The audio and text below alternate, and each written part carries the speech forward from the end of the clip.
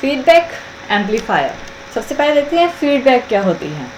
वो प्रोसेस जिसमें जो हमारा आउटपुट एनर्जी फ्रैक्शन का कुछ पार्ट होता है, यानी कि अब वो वोल्टेज में है या करंट में है, जो भी आउटपुट पे एनर्जी है उसका क्या करते हैं, उसका कुछ पार्ट हम इनपुट पे दे देते हैं, उससे कहते हैं फीडबैक। फीडबैक क्यों करवाना पड़ता है? क्योंकि जो कई बार जो हमारी कुछ इंपॉर्टेंट टर्म्स होती हैं, जैसे voltage gain, input impedance, output impedance, bandwidth etcetera, इनको कंट्रोल करने के लिए हमें एक पैरामीटर की ज़रूरत होती है।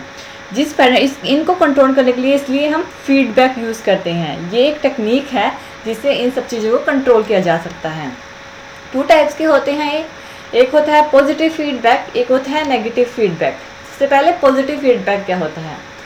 वो फीडबैक वोल्टेज जो अगर हम किसी भी आउटपुट से इनपुट पे एनर्जी अप्लाई कर रहे हैं, जो कि इनपुट सिग्नल को इंक्रीज कर दे, इनपुट की वोल्टेज को इंक्रीज कर दे, उसे हम पॉजिटिव फीडबैक बोलेंगे।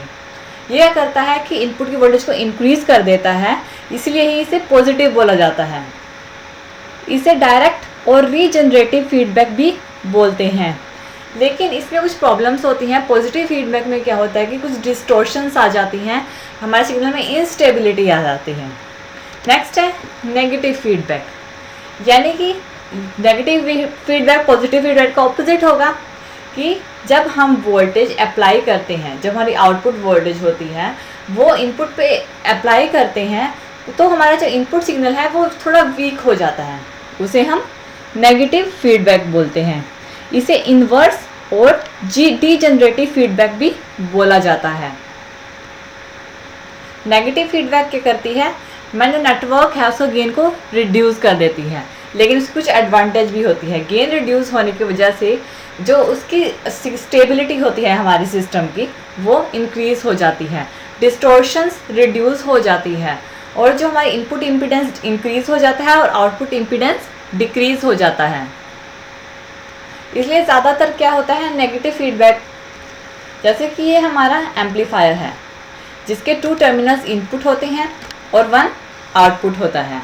ये 1 आउटपुट टर्मिनल पे जो आउटपुट आती है, आउटपुट वोल्टेज आती है, उसको क्या करते हैं हम फ्रैक्शनल के थ्रू एक फीडबैक नेटवर्क देते हैं।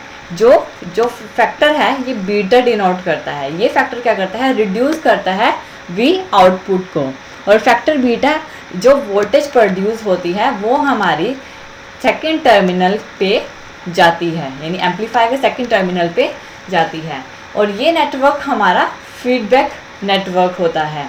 इसके अक्रॉस कुछ वोल्टेज ड्रॉप होती है हमारे फीडबैक नेटवर्क के अक्रॉस, जिसको VF से डिनोट किया गया है, और यहाँ पे जो वोल्टेज आएगी वो वोल्टेज आएगी बीटा V आउटपुट, यानी कि इसके अक्रॉस जो वोल्टेज ड्रॉप हुई है, और V आउटपुट जो आउटपुट यहाँ से जा रही है इनपुट के लिए फीडबैक नेटवर्क के थ्रू, ये वोल्टेज हमारी सेकंड टर्मिनल पे जाती है, और यहाँ से हम अपने सोर्स वोल्टेज देते हैं जो कि फर्स्ट टर्मिनल पे जाएगी, और यहाँ इसके अक्रॉस जो वोल्टेज जनरेट होगी वो वोल्टेज होगी, यानी कि जो इनपुट वोल्टेज यहाँ से आएगी source voltage minus feedback voltage, इन दोनों के डिफरेंस पे हमारी इनपुट वोल्टेज एम्पलीफायर में से पास होती है।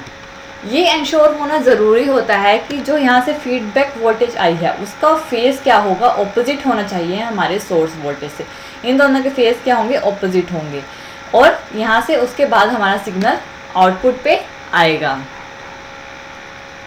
ये जो हमारा सारा नेटवर्क है जो डॉटेड लाइन से शो किया गया है, ये जो सारा नेटवर्क है ये हमारा नेगेटिव फीडबैक एम्पलीफायर को शो करता है, जिससे हमारे वोल्टेज गेन की स्टेबिलिटी इंक्रीज हो जाती है। हमारा जो सिग्नल है वो उसकी स्ट्रेंथ अच्छी होती है, इसलिए ज़्यादातर नेगेटिव फीडबैक एम्पलीफायर ही यूज़ किया जाता है। इसका जो ओवरऑल वोल्टेज गेन होता है वो होता है जो आउटपुट पे वोल्टेज आई है, और जो हमारे इनपुट पे सोर्स वोल्टेज है वो हमारा ओवरऑल वोल्टेज गेन होता है V आउट अपॉन VS। ये है हमारा नेगेटिव फीडबैक एम्पलीफायर, और ज़्यादातर नेगेटिव का ही यूज़ किया जाता है, पॉजिटिव का बहुत कम यूज़ किया जाता है क्योंकि वो इनस्टेबल होता है। नेगेटिव फीडबैक में स्टेबिलिटी ज़्यादा होती है पॉजिटिव फीडबैक एम्पलीफायर के